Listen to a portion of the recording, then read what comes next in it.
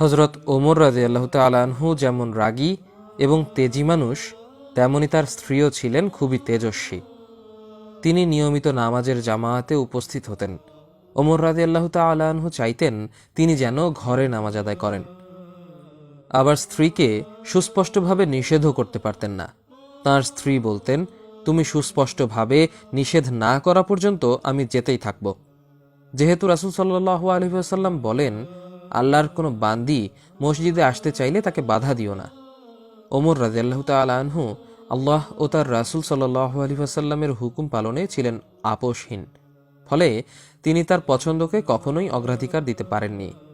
এমনই একদিন জনৈক সাহাবী তার স্ত্রীর বিরুদ্ধে ঝগড়া করার অভিযোগ নিয়ে খলিফা ওমর রাদিয়াল্লাহু তাআলা আনহু-এর কাছে আসেন। আসার পর তিনি খলিফার ঘরে দেখলেন তার স্ত্রী তাকে কথা শোনাচ্ছেন।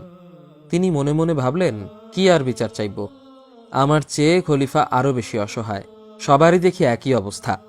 তিনি ফিরে যেতে উদ্যত হন। এমন সময় খলিফা বেরিয়ে এসে তাকে সাক্ষাতের কারণ জানতে চান।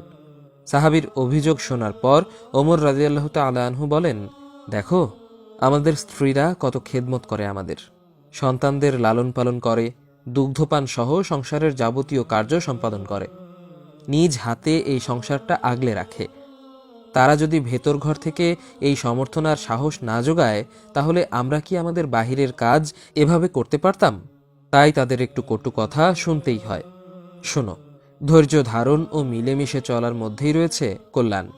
সংকীর্ণতা নয়, উদারতা ও প্রশস্ততার মধ্যেই রয়েছে দাম্পত্য জীবনের সুখ, শান্তি ও বরকত। সুবহানাল্লাহ।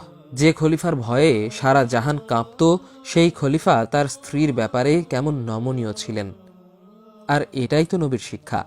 পারস্পরিক সম্পর্ক যাতে ক্ষতিগ্রস্ত না হয়, সে ব্যাপারে আল্লাহ তার বান্দার মাঝে উদারতা দেখতে চান।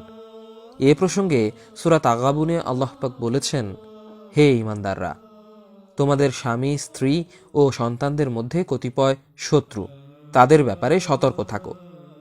আর যদি তোমরা ক্ষমা ও সহনশীলতার আচরণ করো এবং ক্ষমা করে দাও, তাহলে আল্লাহ অতীব ক্ষমাশীল ও দয়ালু। এমন অনেক স্ত্রী ও সন্তান সন্ততি রয়েছে যারা তাদের স্বামী বা পিতার হালাল রুজিতে সন্তুষ্ট নয়। আবার এমন কপাল পোড়া স্বামীও আছে যারা স্ত্রীর পর্দায় চলা পছন্দ করে না। এদেরকে আল্লাহ পাক শত্রু হিসেবে আখ্যায়িত করেছেন। দাম্পত্য বা পারিবারিক জীবন ক্ষতিগ্রস্ত হোক এমনটি আল্লাহ চান না, বরং আল্লাহ চান স্বামী স্ত্রী পরস্পর উদার, সহনশীল ও ক্ষমার নীতি অবলম্বন করুক। তার বিনিময়ে আল্লাহকেও ক্ষমাশীল ও দয়ার্দ্র পাবে।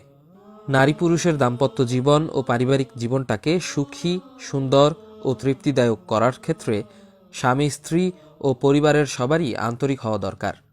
পরস্পর দোষ ত্রুটি উপেক্ষা করা, অর্থাৎ সবারই ছাড় দেওয়ার অভ্যাস থাকতে হবে। অনমনীয় মনোভাব সংসারে সমস্যার সৃষ্টি করে। স্বামী স্ত্রীর পরস্পর সদাচরণ প্রসঙ্গে রাসূল সাল্লাল্লাহু আলাইহি ওয়াসাল্লাম বলেন, তোমাদের মধ্যে ওই ব্যক্তি উত্তম যে তার স্ত্রীর কাছে উত্তম। আল্লাহর হক পালনের সাথে সাথে স্ত্রীর ওপর স্বামীর সন্তুষ্টি প্রসঙ্গে রাসূল সাল্লাল্লাহু আলাইহি ওয়াসাল্লাম বলেন, জান্নাতের যে দরজা দিয়ে খুশি স্ত্রী প্রবেশ করতে পারবে। আল্লাহ পাক আমাদের পরিবারগুলোকে শান্তির নীড় করে দিন। সন্তান সন্ততি দ্বারা তিনি আমাদের চোখকে শীতল করে দিন। আমিন। আমাদের ভিডিওগুলো ভালো লাগলে আমাদের ইসলামিক স্টোরি, ইসলামিক গল্প পেজ লাইক দিতে পারেন এবং আমাদের YouTube channel Islamic story subscribe করতে পারেন।